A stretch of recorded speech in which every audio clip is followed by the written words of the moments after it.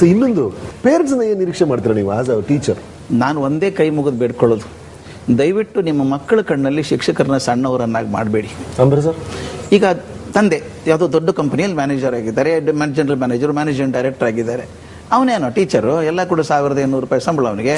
ಅವನೇ ನಾ ಹೇಳ್ತೀನಿ ತಗೋ, ನಮ್ಮ ಮನೆ ಪಕ್ಕದಲ್ಲಿ ನಾನು ಹೇಳ್ತೀನಿ. ಅವನು ಕೆಲವೊಂದ್ಸಲ ಟೀಚರ್ಸ್ ಬಗ್ಗೆ ಹಗುರವಾಗಿ ಮನೆಯಲ್ಲಿ ಮಾತಾಡ್ತೀವಿ, ಏಕವಚನದಲ್ಲಿ ಮಾತಾಡೋದ್ರಿಂದ ಏನಾಗುತ್ತೆ ಅಂದರೆ ಮಗುಗೆ ಶಿಕ್ಷಕರ ಬಗ್ಗೆ ಅಭಿಪ್ರಾಯ ಕಮ್ಮಿ ಆಗ್ತದೆ. ಒಂದು ಸಲ ಮಗುಗೆ ಶಿಕ್ಷಕರಲ್ಲಿ ನಂಬಿಕೆ ಹೋಗ್ಬಿಟ್ರೆ ಶಿಕ್ಷಕ ಕಲಿಸಿದ್ದು ಯಾವುದು ಮಕ್ಕಳಿಗೆ ಮುಟ್ಟಲ್ಲ, ಅದು ಬೇಕಿಲ್ಲ. ಅದರಿಂದ ದಯವಿಟ್ಟು ಶಿಕ್ಷಕರ ಬಗ್ಗೆ ನಿಮಗೆ ಏನು ತಕರಾರಿದ್ರೆ ಅವ್ರ ಕಡೆನೇ ಹೋಗಿ ಮಾತಾಡಿ, ಮಗು ಮುಂದೆ ಕೆಟ್ಟದಾಗ ಮಾತಾಡಬೇಡಿ. ಶಾಲೆ ಯಾವ ವಾತಾವರಣದ ಬಗ್ಗೆನೂ ಮಕ್ಕಳ ಮುಂದೆ ಮಾತಾಡಬೇಡಿ. ಶಾಲೆಗೆ ಅದು ದೇವಸ್ಥಾನ ಇದ್ದಂಗೆ, ಮಗುಗೆ ದೇವಸ್ಥಾನ ಶಾಲೆ, ಅದ್ರ ಬಗ್ಗೆ ತಪ್ಪು ಮಾತಾಡೋದು ಬೇಡ. ಇನ್ನೊಂದು, ನೀವು ಶಿಕ್ಷಕರನ್ನ ಭೇಟಿ ಆದರೂ ಕೂಡ ನೀವು ಅವ್ರ ಕೃತಜ್ಞತೆಯಿಂದ ಮಾತಾಡಿಸಿ. ನಿಮ್ಮ ಮಗುವನ್ನು ಒಂದು ವ್ಯಕ್ತಿತ್ವವನ್ನಾಗಿ ಮಾಡುವಂಥವ್ರು